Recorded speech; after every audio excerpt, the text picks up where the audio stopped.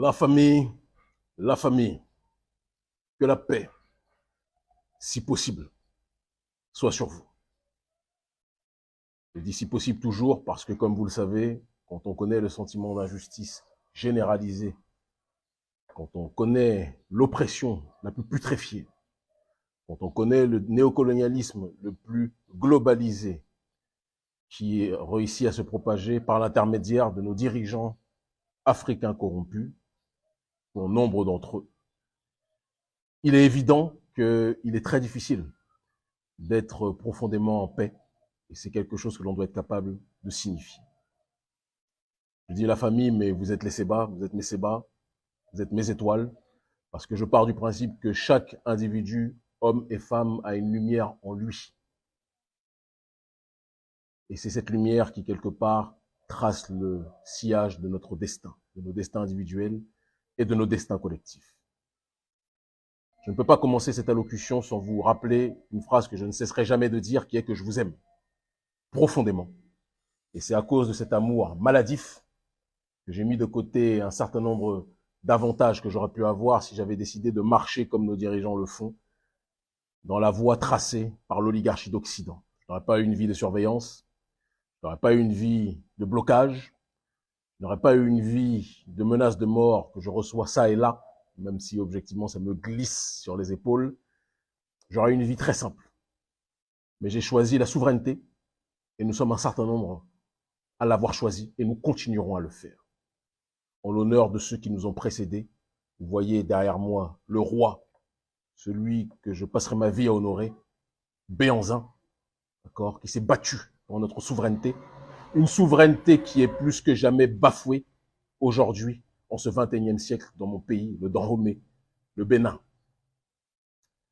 Et de l'autre côté, Thomas Sankara, qui dans cette ligne panafricaniste et cette lutte pour la justice sociale, cette lutte contre le néocolonialisme, a montré que même si nous n'avions pas les moyens matériels de l'ennemi, nous avions l'intelligence, nous avions la volonté, nous avions la capacité qui pouvait faire trembler n'importe quelle montagne.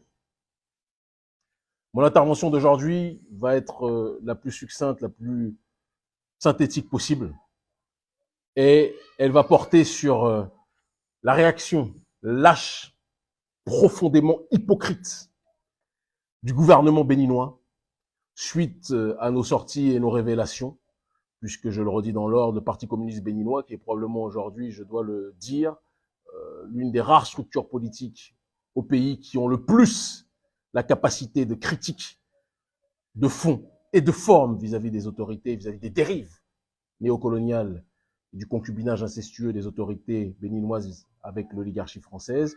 Le Parti communiste avait révélé avant tout le monde, même si nous le savions depuis des mois, il faut qu'on puisse aussi être capable de le dire, que l'armée française était présente sur le sol béninois.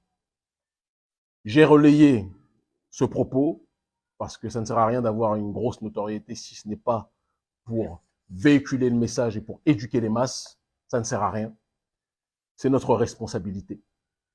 Et la réaction du gouvernement béninois, sur lequel on va revenir en deux temps, parce qu'on va parler de la présence de l'armée française au Bénin, et on va parler ensuite de la mort de 4 patients qui sont décédés au Bénin, à l'hôpital, juste parce qu'il y avait une coupure de courant, et parce que le gouvernement n'est pas apte à d'autres préoccupations que de mettre de l'argent pour des groupes électrogènes. Pourtant, l'hôpital est en face de la présidence, et croyez-moi, il n'y a pas de coupure chez eux, et à la seconde, il y a une coupure, il y a déjà l'électricité qui revient au palais présidentiel. Mais l'hôpital, comme ce sont des pauvres, ça ne pose pas de problème. Mais on y reviendra tout à l'heure. Et donc, le porte-parole, entre guillemets, vraiment, je m'inquiète. Quand Patrice Talon disait que le Bénin était un désert de compétences, où il exprimait d'ailleurs son mépris de la population béninoise, on a tous cloué le président Talon au mur en disant que c'était des propos inacceptables. Mais peut-être qu'il voulait illustrer ce désert de compétences en mettant à des postes qui nécessitent une rigueur réelle des gens dans son camp profondément incompétents et qui illustrent justement la doléance qui était la sienne au commencement de son mandat. Il a pris Wilfried Léon Doumbedji qui a fait une déclaration, même moi, en fait, j'avais le cœur qui battait, j'avais honte pour lui, j'étais gêné. On a dit, on sait, le général Baratz, le général de Barkhane, général de l'armée française, d'accord, est venu rendre visite au Bénin, d'accord, pour véhiculer donc la stratégie de Macron avec l'oligarchie béninoise pour une collaboration visant à lutter contre ceux qu'ils ont provoqués, en l'occurrence le terrorisme. Donc, l'armée française est présente au Bénin. Face à cette réalité qui a été exposée, qui a été matérialisée, qui a été prouvée, y compris même par nos adversaires politiques et médiatiques, puisque la chaîne du colon RFI, qui est la chaîne de la plantation, il y en a certains qui trouvent leur vie dedans, tant mieux pour eux. En tout cas, heureusement, ce n'est pas notre cas. On trouve notre vie, on gagne notre vie autrement. Cette chaîne elle-même a illustré, a matérialisé que l'armée française était présente au Bénin. Face à cela, le porte-parole du gouvernement, complètement dépassé par les événements, et face à la colère montante de la population, parce que le problème de Talon, c'est qu'il a oublié que le Bénin, là, le nom écureuil, là, c'est pour les équipes de foot. Hein. C'est pas pour la réalité. Dans la réalité, il n'y a pas d'écureuil ici. Il y a des hommes, il y a des guerriers. C'est le peuple de Bioguera, c'est le peuple de Béhanzin, c'est le peuple de ceux qui se battent pour leur dignité, pour leur souveraineté, pour la justice et contre l'impérialisme, quel qu'il soit. C'est ça le Bénin. C'est ça le Dahomey à la base. Mais le gouvernement Talon, puisque c'est eux qui comment dirais-je, possèdent toutes les ressources du pays, on parle de prédation sociale, hein, tout est entre leurs mains, ils pensent que comme ils ont l'argent, tout le reste, les 99% de la population sont des moutons ou des écureuils qui regardent avec peur, qui se taisent, qui ne disent rien. Et vous vous trompez. C'est un peuple courageux qu'il y a dans ce pays. Et ce peuple courageux n'acceptera jamais, jamais que l'armée française, que la force d'occupation française soit présente sur son sol. Alors l'argumentaire de Wilfried Léon Ngoumbedji était vraiment un argumentaire de, je sais pas, de personnes déficientes intellectuellement et politiquement. Il déclare que non, ceux qui ont tenu ces propos sont des gens, donc moi, l'ONG Urgence panafricaniste et le Parti communiste béninois, sont des gens qui veulent faire monter le sentiment anti-français. Déjà, quand on commence à parler de cette façon-là, ça ressemble à du Alassane dramatique Ouattara. Et que, en réalité, l'armée française n'est pas là. Alors, il va dire oui et non. Il va dire le tout et son contraire en quelques secondes. Il dit l'armée française n'est pas là, mais elle est là. Pour former les militaires béninois, puisque maintenant la nouvelle stratégie, puisque l'armée française a compris qu'elle se fait bousculer partout, la nouvelle stratégie de l'armée française, c'est de mettre en première ligne ses tirailleurs, d'accord, et elle reste présente sur place le temps qu'il faut, elle vient, elle fait des allers-retours, elle forme, elle donne les consignes, elle dit vous faites ceci, vous faites cela, elle part, elle revient, c'est ce qui va se passer. Et donc, Wilfried Léon Ngoumbedji confirme que l'armée française est présente, qu'elle donne des ordres à l'armée béninoise, comme si on avait une armée de singes. Et c'est bizarre, hein, parce que l'armée française, retenez bien ce qu'on disait la dernière fois et ce qu'on redit, l'armée française, en Ukraine, elle n'est pas là-bas. Parce que quand un gouvernement français ou occidental veut aider un pays, elle envoie les armes, elle envoie les munitions, elle envoie les financements. Elle vient pas faire acte de présence, etc. Elle envoie les armes, les financements. Ici, l'armée béninoise n'a pas les armes et n'a pas les financements de l'armée française, mais elle a des instructeurs de Barkhane qui, en même temps, en étant là, peuvent encore plus, dans la logique de la quadrature du cercle, encercler les cibles que nous connaissons parfaitement dans la sous-région, puisqu'on sait très bien que le gouvernement français a un problème avec les pays qui sont dans une logique d'aller vers une autre voie, la voie de la multipolarité géostratégique. Et donc, à partir d'une situation où ça échappe de l'escarcelle de la France-Afrique, Barkhane, l'armée française, veut se repositionner à différents endroits. Donc, ils ont le Niger du président qu'ils tolèrent, Déby, hein, parce que les transitions, ça ne va pas quand c'est Assimi Goïta. Quand c'est Mahamat Déby et qui rajoute le nombre d'années qu'il veut, là, ça ne pose aucun problème. Macron se tait. Et là, plus personne ne parle de démocratie ou je ne sais quel autre ineptie de ce style qui les concerne, qui est dans leur bouche, qui ne fait partie que du mensonge en réalité. Et donc, ils veulent encercler le Mali, ils veulent encercler tout pays qui ira à l'encontre des intérêts de l'oligarchie française. C'est de ça dont il s'agit.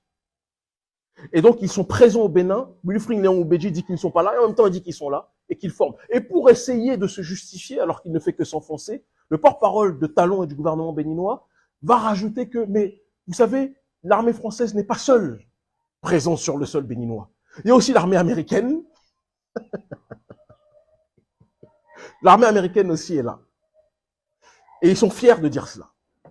Et que ce sont ces derniers qui forment, donc, et qui donnent les instructions à l'armée béninoise. Donc, comme on a dit là que Bénin c'était les écureuils, vous avez cru que notre population c'était une population d'écureuils, c'était une population d'imbéciles. Mawa, Nableweya, vraiment vous nous prenez pour des idiots. Vous nous prenez pour des idiots. Et donc la logique du gouvernement béninois, c'est très important. Et je le dis en étant au Bénin, s'ils veulent m'arrêter, qu'ils viennent m'arrêter, peut-être même que c'est à partir de là où d'autres choses vont se passer, qu'ils viennent. Moi, je n'ai aucun problème, je n'ai peur que de Dieu sur terre. Et je suis là pour honorer nos aïeux méritants qui se sont battus pour notre souveraineté. C'est de ça dont il s'agit. Donc la logique du gouvernement béninois, on va dire que le terrorisme, c'est le viol. D'accord? C'est un viol. C'est un viol de notre existence, c'est un viol de notre quiétude, c'est un viol de notre sérénité, c'est un viol de notre calme, c'est un viol de notre dignité, c'est un viol de notre souveraineté de manière générale, et ne pas le comprendre, ça serait une ineptie. Ce qui est intéressant, c'est que, donc, le gouvernement béninois dit vouloir lutter contre le terrorisme, contre le viol de notre paix, de notre quiétude, et ils appellent ceux qui sont les spécialistes du viol, puisque ce sont eux les semeurs du terrorisme, ce sont eux qui ont assassiné, c'est l'armée française et les armées occidentales, l'armée américaine et l'armée française qui ont fait assassiner Kadhafi. Vous voulez qu'on le rappelle combien de fois? C'est ce même Kadhafi qui justement était un rempart au groupe terroriste en tant que tel. On doit le répéter combien de fois? Et donc, vous faites venir ceux qui sont les forces génératrices du viol, du terrorisme, et vous leur demandez qu'ils vous forment à comment faire pour ne pas se faire violer. En gros, c'est ça votre logique. Vous demandez aux terroristes, les terroristes numéro 1, parce qu'avant de parler des terroristes, des mouvements djihadistes du Sahel, il faut parler de ceux qui ont été les forces génératrices de celles-ci, c'est-à-dire l'Amérique et le gouvernement américain et le gouvernement français. Je n'attaque pas le peuple n'est pas pour moi la cible et n'est pas responsable. D'accord? Le problème n'est pas les Français ou les Américains. Le problème, c'est le gouvernement français et le gouvernement américain qui suivent cette politique néolibérale qui est la religion d'État de Patrice Talon, d'accord? Qui suivent cette politique néocoloniale qui est le pendant, quelque part, de la logique de suprématie occidentale dans laquelle ils sont incarcérés depuis trop longtemps. Et donc, le gouvernement béninois, pour lutter contre le terrorisme, fait appel au terroristes numéro 1, que sont l'armée américaine et que sont l'armée française, d'accord, parce que ce sont des terroristes. Ils font appel à ces derniers pour former notre armée. Mais vous nous prenez pour des singes, Patrice Talon. Est-ce que vous vous souvenez de qui est ce personnage? Est-ce que vous vous souvenez de qui est ce personnage? Je vous pose la question, peut-être que vous avez oublié, parce que vous construisez des statuts et vous faites appel à ceux qui sont les ennemis, à ceux qui ont fait arrêter cet individu. D'accord? Vous construisez des statuts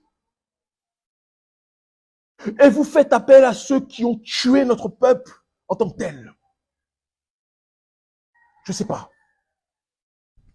Le complexe de votre génération, c'est une chose, mais le problème, c'est que dans votre gouvernement, il n'y a pas que des gens de votre génération, il y a des gens même de mon âge, hein, qui ont la quarantaine, et qui sont corrompus jusqu'à la moelle par l'oligarchie encore. Je ne comprends pas.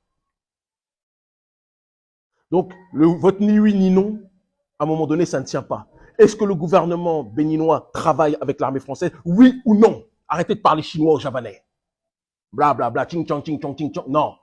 Ils sont ici au Bénin, oui ou non? Dans la population au sein du nord du Bénin, oui ou non? Est-ce que la population béninoise a été sollicitée pour la présence de l'armée française? Oui ou non? Répondez simplement, Wilfried Léon Goubedji, là. Arrête tes histoires de DJ, s'il te plaît.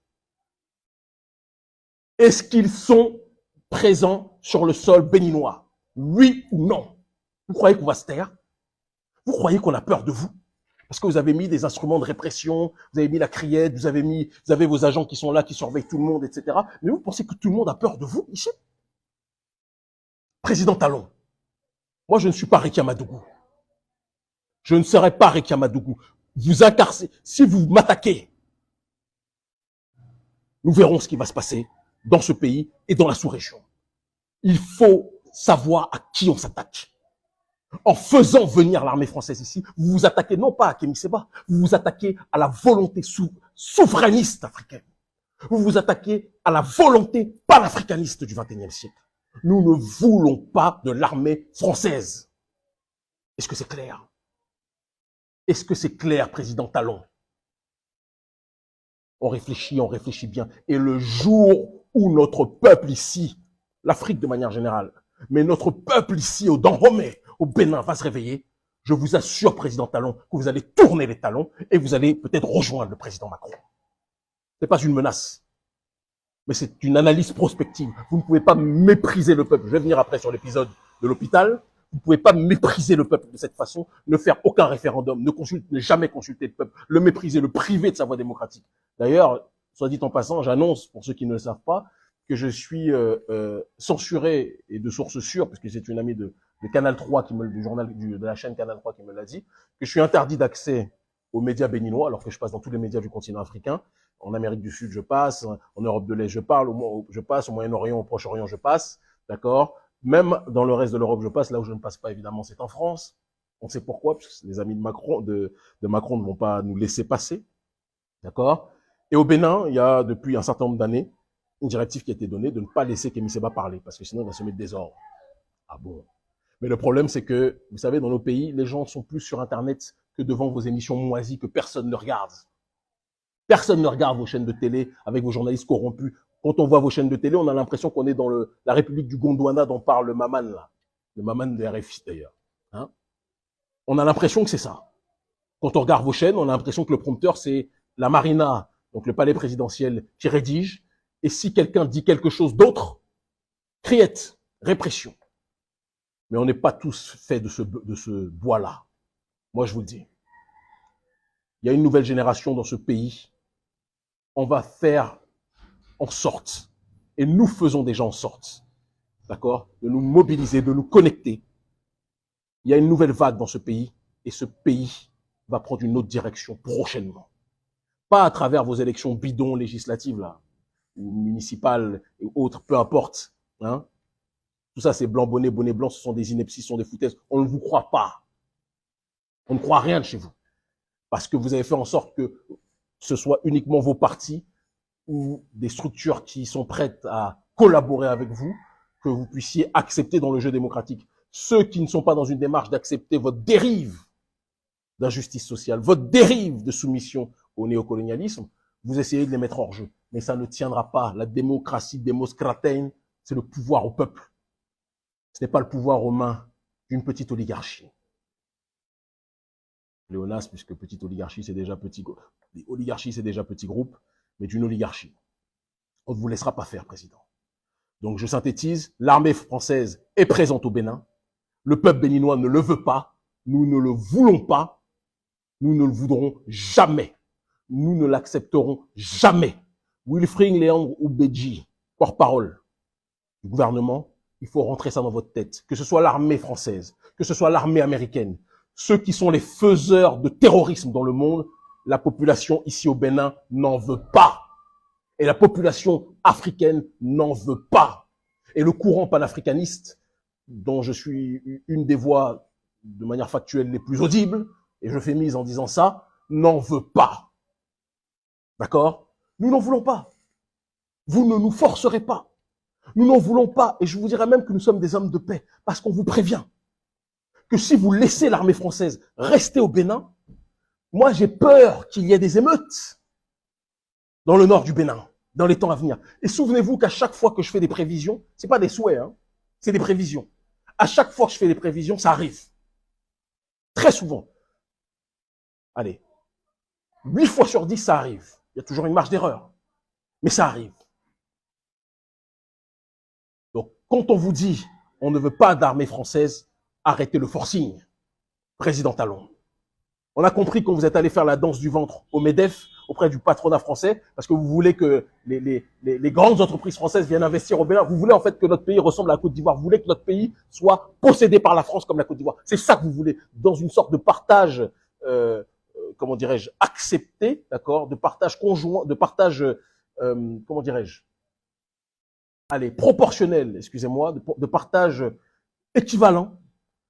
entre le clan Talon, qui est l'oligarchie la plus violente qui existe de l'histoire du Bénin, l'histoire récente du Bénin, d'accord, et l'oligarchie française. Donc au Bénin, les propriétaires du Bénin, c'est les Talons qui partagent, d'accord, les richesses de ce pays avec la France et qui demandent à la France que la France vienne importer son savoir-faire, d'accord, qui demandent à ce que la France puisse construire un certain nombre d'infrastructures parce que pour eux, dans leur aliénation profonde politique et culturelle, contrairement à ce qu'ils nous fait croire, un peu comme Mobutu, pour eux, le développement n'est que ressembler à la civilisation occidentale de manière générale. C'est préoccupant. C'est préoccupant, président Talon. C'est préoccupant. Et c'est pour ça que vous avez tant besoin de la France. Et ça me fait penser d'ailleurs au thème d'après, qui est que lorsque le président Patrice Talon est parti faire la danse du ventre devant le haut patronat français, l'oligarchie financière française, il a vanté les mérites de ce pays en disant que c'est un pays vraiment, les conditions de vie de ce pays sont extraordinaires, sauf pour la population. Il faut faire partie de l'élite qui a des salaires indécents pour que, en effet, la vie soit extraordinaire au Bénin. Pour 90%, 95% de la population, le Bénin, c'est difficile. D'accord? Pour 95% de la population, il y a des coupures d'électricité. Nous, on les vit très régulièrement. D'accord? Ce n'est pas le cas de l'oligarchie financière qui a de quoi acheter des groupes électrogènes, qui a de quoi, comment dirais-je, éviter de manière perpétuelle les coupures. Mais il y en a qui n'ont pas la possibilité d'éviter de manière perpétuelle les coupures, comme par exemple l'hôpital Hubert Maga, d'accord, qui est le plus grand hôpital du Bénin, pour ceux qui connaissent, le plus grand hôpital du Bénin, où la population, quand elle en a les moyens, parce que là encore une fois, tout le monde n'a pas les moyens de se faire soigner dans nos pays, c'est une réalité par ce genre d'hôpitaux, mais quand elle en a les moyens, peut se faire soigner. 4 personnes sont mortes. 4 personnes sont mortes à l'hôpital Hubert Maga à Cotonou il y a peu de jours, il y a quelques jours à peine, paix à leur âme, à cause d'une coupure d'électricité. Ils étaient en réanimation. Il y a eu coupure d'électricité, ça n'a pas alerté visiblement tant que ça les autorités qui avaient d'autres préoccupations. Ils étaient en opération séduction auprès de l'Union européenne, auprès de la France, etc. Leur préoccupation, c'est de faire venir l'armée française. Leur préoccupation, c'est de financer à la hauteur de plusieurs milliards les partis politiques pro-Patrice Talon. Mais ils n'ont pas, dans ces quelques milliards, eu l'idée de dépêcher quelques centaines de milliers de francs CFA pour acheter des groupes électrogènes conséquents en tant que tels. C'est problématique. Donc, des gens meurent. Et il faut que je vous précise une chose pour tous ceux qui ne le savent pas. L'hôpital Hubert Maga est juste en face de la présidence du Bénin. Juste en face de ce que l'on appelle la Marina. Donc, pendant qu'il y avait la coupure de courant au sein de l'hôpital, où des gens sont entre la vie et la mort, au sein de la présidence, il n'y avait pas de coupure de courant. Vous vous en doutez bien. Vous comprenez évidemment de quoi il en retourne. Pendant combien de temps cette injustice sociale va se propager dans notre pays? Pendant combien de temps vous allez mépriser à ce point les pauvres dans ce pays, président Talon? On laisse les gens mourir à l'hôpital. Coupure de courant, c'est pas grave. Vous faites croire que le pays se développe alors que le peuple s'enfonce. Il y a des constructions de routes, mais il n'y a pas de sécurisation pour la population. La population s'appauvrit. Vous êtes en train de supprimer le droit de grève. En gros, même si vous souffrez socialement, fermez vos gueules. C'est ça que vous êtes en train de faire, président Talon. En plus de faire venir l'armée française dans ce pays. Et nous, on doit se taire. Ah là là, président Talon. Je ne sais pas qui vous conseille. Mais je pense qu'il faut que vous arrêtiez d'écouter les chanteurs d'Atalakou autour de vous qui vous disent que comme vous êtes le plus riche du pays, vous êtes le meilleur. Il y a des gens pour qui votre argent n'a aucune valeur. J'en fais partie. Il y a des gens que vous ne pouvez pas acheter. J'en fais partie. Il y a des gens que vous ne pourrez jamais corrompre. J'en fais partie. Et nous sommes nombreux. Nous sommes nombreux. Méfiez-vous, président Talon. Armée française, présente contre la volonté du peuple.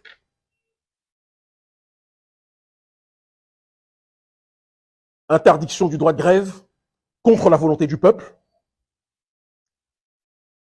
Et des conditions sociales qui dépassent l'entendement, qui font qu'aujourd'hui, même les endroits vitaux pour l'épanouissement d'une population et pour la bonne santé d'une population, en l'occurrence, nos hôpitaux ne sont même pas sécurisés. Et d'ailleurs, je crois que c'est comme Hugues Sousoupé, un journaliste qui souvent a des très bonnes informations, un imbécile qui dit tu fais quoi en France? Idiot congénital, je suis au Bénin. Je vis en Afrique depuis 11 ans, je suis rentré dans mon pays. Vous comprenez? Donc, le gars de l'armée française qui tient ses propos, on te fait un bisou et on te chassera bientôt. Fais-moi confiance. On l'a fait partout ailleurs, là. On va le faire ici aussi, chez nous. Et donc, ce Patrice Talon, m'excusez, hein, j'ai rebondi sur les propos de cet idiot. Ce Patrice Talon, entouré, encerclé, motivé par des gens qui ne vivent que des prébendes, a fini véritablement par croire que sa gouvernance, que son faste hypocrite, pendant qu'il collabore avec l'oligarchie occidentale comme certains des traîtres chez nous dans l'histoire, il a fini par croire que c'était la voie acceptée par toute la population. Président Talon, je pense que vous avez oublié le pays que vous dirigez. Vous avez vraiment oublié le pays que vous dirigez, Président. Ceux qui vous mentent sont vraiment pas de grands soutiens. Ah, mon Dieu. Mon Dieu. Vous avez cru que le Bénin, c'était un peuple de peureux. Vous avez cru que le Bénin, c'était un peuple de lâches. Vous avez cru que le Bénin, c'était un peuple de gens qui critiquaient en étant toujours loin du pays. C'est ça? Moi, je suis ici chaque mois. Je suis ici entre le Mali et ici, et dans mes voyages géopolitiques dans le reste de l'Afrique, ou en Amérique du Sud, ou en Europe de l'Est. D'accord? Si vous voulez m'arrêter, Président Talon, arrêtez-moi. Si le fait qu'on vous dise des vérités politiques, intelligibles, pragmatiques, c'est quelque chose qui vous gêne, attaquez-nous. Vous m'avez déjà fait arrêter en 2019, quand j'avais attaqué votre modèle, votre parrain, Alassane Dramane Ouattara. Vous m'avez fait arrêter, vous m'avez fait menacer par votre ministre mafieux de l'Intérieur, Sakalafia. Des pratiques de mafiosie. Et la seconde d'après, j'avais été arrêté, quand j'étais relâché, j'avais fait la conférence de presse auprès de tous les médias du monde. Si ce qu'on dit ne vous plaît pas, attaquez-nous. Je sais que vous nous attaquez par plusieurs biais. Hein. Un jour, je reviendrai sur toutes les tentatives de pression inutiles que vous essayez de faire contre nous et d'appliquer contre nous, mais ça ne marchera pas. Donc je le dis à tous les frères, à tous les sœurs du Dahomey, du Bénin, ce pays redeviendra ce qu'il se doit d'être, je vous en fais le serment. Ça va prendre le temps qu'il faudra, mais ce pays redeviendra ce qu'il se doit d'être et sera le pays de tout le monde, pas simplement le pays de ceux qui gagnent des 20 000 euros par mois, pas simplement le pays de ceux qui gagnent des 15 000 euros par mois. Ça sera le pays de tout le monde. Et on n'aura plus, tôt ou tard, dans ce pays, des gens qui vivent en dessous du seuil de pauvreté. Et à ceux qui félicitent le président Talon en disant c'est un golden boy, il y a des mendiants, vous savez, oh, il a réussi dans le business. Vous connaissez l'histoire du singe et des bananes? Il y a 5 singes et il y a 10 bananes. La logique voudrait que chaque singe ait 2 bananes, puisque 5 fois 2 fait 10. Mais quand un singe, sur les 10 bananes, est envers et contre tous, en utilisant la violence, la ruse, la tricherie, réussit sur les 10 bananes à en obtenir 9, et il laisse une seule banane se diviser pour les 4 autres, c'est-à-dire que les autres ont un quart de banane et lui a 9 bananes, vous pensez que les singes vont dire que le singe qui a les 9 bananes, oh c'est un génie, c'est un golden boy, c'est vraiment un génie des affaires? Non, ils vont dire c'est un prédateur. Ils vont dire c'est un persécuteur. Posez-vous la question de savoir qu'est-ce qui est le plus malin entre le singe et entre ceux qui sont en train de louer Patrice Talon qui a 90% des richesses pendant que 10% de la population pendant que 90% de la population vit avec à peine 10% de ses richesses et donc vit en dessous du seuil de pauvreté. Et encore, dans ces 10%, ils doivent partager des choses avec les puissances étrangères qui sont aujourd'hui en train de se servir par l'aval de Patrice Talon. Président Talon, on pensait que vous alliez être le porte-voix de la souveraineté béninoise et de la souveraineté africaine.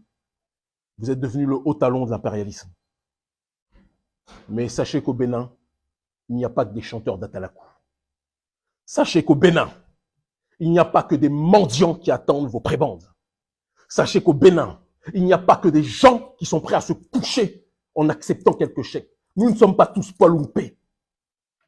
Paul Oumpe, pour ceux qui est un ami, hein, mais il faut dire les choses telles, enfin, ami, connaissance, qui est le responsable du parti, d'un parti d'opposition qui est censé être un parti d'opposition, et qui en réalité est un dirigeant qui est contrôlé, qui est financé par le président Patrice Talon, parce que Talon, la seule opposition qu'il accepte, c'est l'opposition qu'il finance. C'est de ça dont il s'agit, et j'avertis toute l'Afrique par rapport à cette réalité-là. Non. Une nouvelle génération en train de se lever. J'en fais partie. J'en suis l'une des voix les plus audibles. Et je vous fais le serment, Patrice Talon, que tant que vous continuerez à mépriser le peuple, à attaquer le peuple, à persécuter le peuple, vous me trouverez sur votre chemin. Vous n'êtes pas un roi, président Talon. Vous êtes un président mal élu. Ce qui me fait d'ailleurs rire quand je vois Emmanuel Macron et vous parler de démocratie, parler en toute amitié.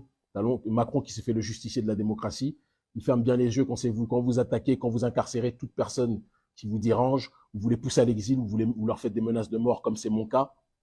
Vous pensez véritablement que c'est ça, régner de la façon la plus digne possible? Je suis la voix de millions de gens dans ce pays, président.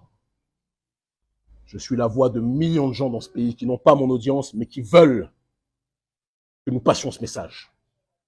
Nous voulons la souveraineté, l'autodétermination, la justice sociale.